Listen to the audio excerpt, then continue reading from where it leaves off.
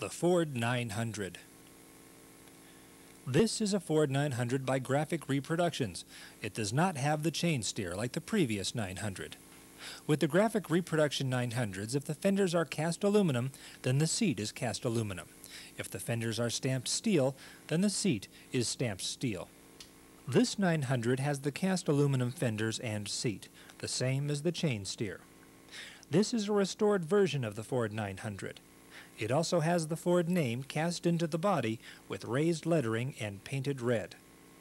This 900 has the holes on the bottom of the front grille, except that it has one extra hole. Here we can see a nicely painted Ford emblem on the left side of the tractor, and on the right side, and on the fender. Here we can see the 900 emblem. This is one of the better reproductions of the 900 emblem. It just doesn't have the red in the background like the original. And it also has nicely repainted headlights. Here you can see the lined cast-in grille. Here you can see it has holes in the front, and in fact it has one extra hole over the chain steer.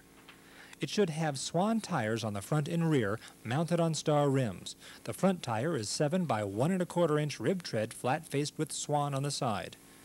The rear tire is 12 by 1 3/4 inch lug tread, and it should say puncture proof, and the star rims should have low dome hubcaps.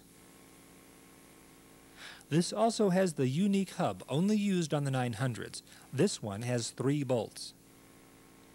And it has the same teardrop solid rubber pedal with metal ends and held on with a domed push nut. It has flat 3-spoke die-cast steering wheel and the more realistic looking gear shift lever that is not a noisemaker. The top should be gray.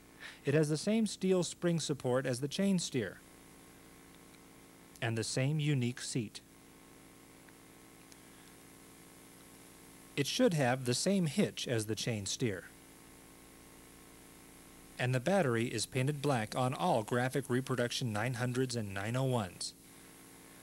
The Ford 900.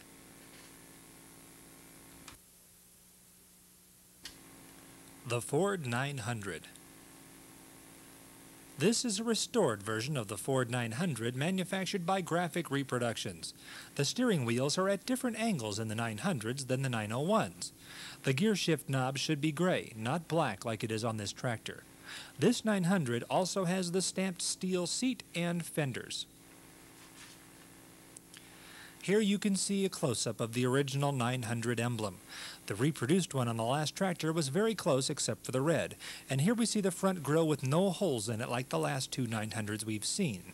Here we see the stamped steel fenders and the stamped steel seat. Here is a closer view of the fender. Notice how much smoother the stamped steel fenders are as opposed to the cast ones. The Ford 900.